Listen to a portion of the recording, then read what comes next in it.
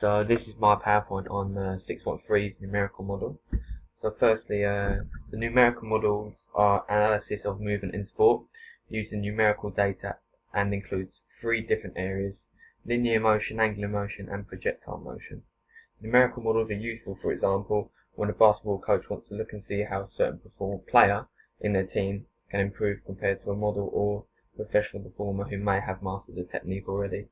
The coach will then give back specific feedback such as how they may have the wrong shooting technique, and from this they may specify what is wrong with their technique and correct it. Linear motion is when the movement is produced in a straight or curved line. This can be seen in 200 meters run, as you run the first 100 meters in a curve, then run the last 100 meters in a straight line. Usually you won't see linear motion in a basketball match, as you won't be moving in a perfectly straight and curved line. You'll move all over in order to create space and receive the ball or lose a marker. Factors that you may experience when in linear motion are such as distance, displacement, speed, velocity and acceleration, which I will introduce and talk more about in the next slide. Projectile motion is in relation to the motion of an object, such as a basketball or a person, that has been projected into the air. This involves how far the object may travel in the air and how the height of the object reached. Ultimately, these all come down to three performance criteria: the angle of release, the velocity of release or takeoff, and the height of the release or the takeoff.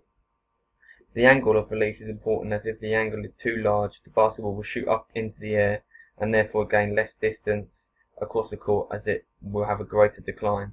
However, this is important if you are near the basket, as the distance is a shorter distance away. The angle of a release is in between 90 and 0 degrees. The ball will shoot further, as it has a bit of height to carry it above the ground for a while, and it is at an angle of which it can gain more distance. The velocity of the release is determined when the ball may be released, as you can see how fast it went. The height of the release is the distance of the ball and the ground when it has yet to be projected. Taller basketballers would ultimately have a bigger height of release. Angular motion is basically how to counter an opponent's move, so how to stop a player from blocking your shot. You can explain how the angular motion is created, and you can do this through knowledge of the planes and axis of movement. Planes split up the body into different areas of movement. The three planes are sagittal, frontal and transverse planes. The sagittal plane splits your body movement up into a right and left half. This plane allows for flexion and extension movements going up and down. This would be useful in basketball when you have to extend your arm up to shoot. The frontal plane splits your body into the front and back, allowing for abduction and adduction, sideways movements. This may be seen at times in basketball where the player is dribbling the ball alongside them. The final plane, the transverse plane, splits your body into a top and bottom half, which means you use all rotation movements. The axes are imaginary straight lines that are used for you to rotate around when moving. The vertical axis goes from your head down straight to your toes, which allows a 360-degree rotation, useful when using a spin move in basketball to beat your man and shake them off. The sagittal axis is drawn from your back to your front, allowing for sideways rotation. The transverse axis allows for rotation that goes backwards and forwards, as the line is drawn from the left to right through the middle of the body. These are the planes and the axes. Scalar quantities and vector quantities are usually used to help identify linear motion. Scalars are quantities that only have a magnitude, whilst vectors are quantities that have a magnitude but also a direction. Distance is therefore a scalar, as it has no specific direction in which you do the distance. Distance is the sum of all movement and how far it took. Displacement is the distance of getting from A to B. For example, if you start a 400-meter race, the end is where you started, which means you ultimately finish the race where you started, meaning you hadn't actually moved any distance. Therefore, the displacement would be 0 meters.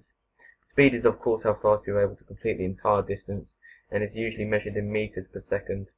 Velocity is how quickly an object, for instance the basketball, is moving and in what direction it is moving. Acceleration is the rate of change, speed or velocity from when the object is stationary to moving. Newton's first law of understanding linear motion is inertia. This suggests that everybody will stay stationary unless they are made reluctant to change by force. This is also when a force is applied that is bigger than the initial inertial value of the previously stationary body. An example of this is when a lighter player may jump up for a rebound who is then met in the air by a typically stronger opponent who collides with the lighter player, which will see them bounce off him and ultimately lose the ball. Newton's second law is acceleration.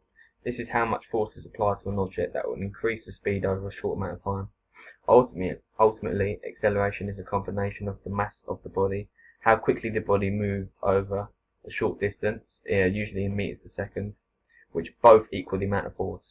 An example of this is when a power forward in basketball bursts into the two-point area to collect a rebound. Over a short distance they have increased their speed by applying a quick and strong force. This may be through internal muscle contractions in the player's calf and quadriceps. Newton's third and final law of motion is action and reaction. Newton suggests that with every action there is an equal/opposite reaction. This is known as a reactive force. An example of this is that when a basketballer jumps to collect a rebound, the internal muscle contractions that lift you in the air are countered by gravity, which brings you back down to the ground. Centre of mass is the point in which the body is balanced in all directions. This is important in basketball, as when you are going to shoot but there are opposition putting you off, you need to be balanced in order to score the points and make you stable. This changes when the centre of gravity changes. You become unstable when you are knocked off balance and your centre of mass changes quickly. The next part is the numerical model analysis. So the context of this numerical model analysis is based around rebounds in basketball. A rebound is where you attack the ball after an attempt at shooting has failed. The ball will usually hit the rim of the basket or the backboard and bounce off, in which your team or the opponents can attempt to win the ball back. There are two types of rebounds: offensive rebounds, and when the attacking team win the ball back, and defensive rebounds, where the defending team win the ball themselves and are able to counter-attack. Typically, taller and more experienced basketballers are better and more effective at rebounds. Taller basketballers are obviously better at rebounds, as they can easily reach the ball ahead of smaller players who are unable to get up as high. The picture in the slideshow is of the 7'1" Wilt Chamberlain in the yellow winning a rebound. Wilt Chamberlain has the record for most rebounds in one game when he scored 55 for the Lakers against the Celtics.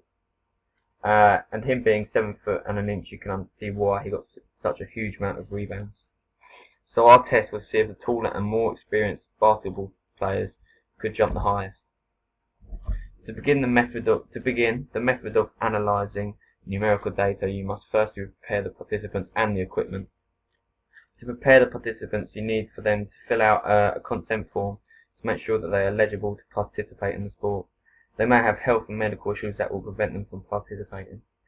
See if they do have any issues, they'll need to fill out a PAR-Q. When this is done, the participant may be able to start getting ready to partake.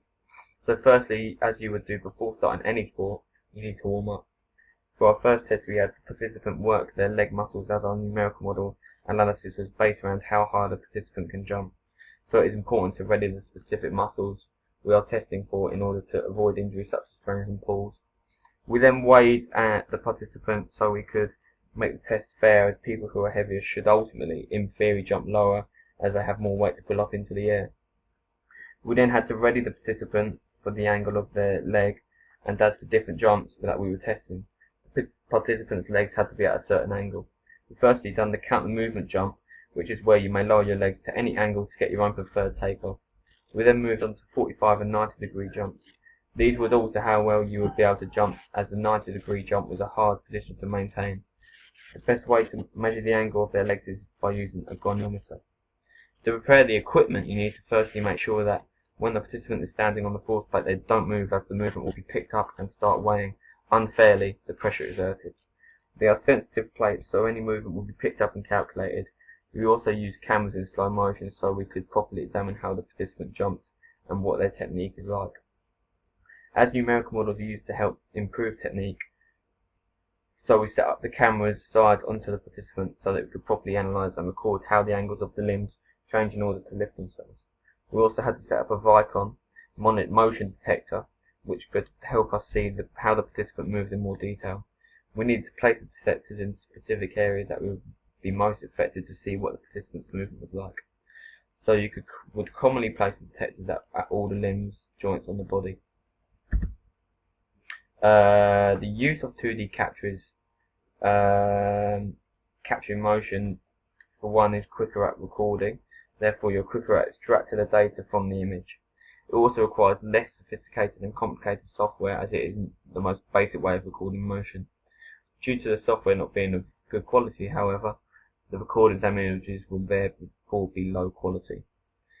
So the use of capturing motion in 3D is that the recording of the images will be of a better quality, and henceforth you can gain better knowledge and understanding of the image. Shutter speed is basically the amount of time the sensor in the camera is exposed to light when the shutter is open. The longer the shutter is open, the better quality the picture will be. This allows for us to look more detailed into the technique, as the vision isn't blurred and obscuring the participant. Frame rate is the frequency of which the camera takes consecutive pictures. In our analysis, this will help us realise what is specifically and really detailed going wrong in the participant's technique. This is as the camera takes hundreds of pictures that gradually change with the participant's actions. Perspective error usually occurs when you're filming a dynamic action. This may be filming the basketball whilst they are running with the ball. The error is that the dynamic object seems to get bigger and smaller as they move towards or away from the recording device, and you cannot effectively judge the position of how far away, and they end up with an out of focus image. Triangulation is where you measure the angles that determine the point of an area, and this can help you determine the best place to take an image. Pan and tilt is where the camera moves along with the object you are recording, so you can get a good focus on the participant, and the camera roll is your collection of your own images that you have taken.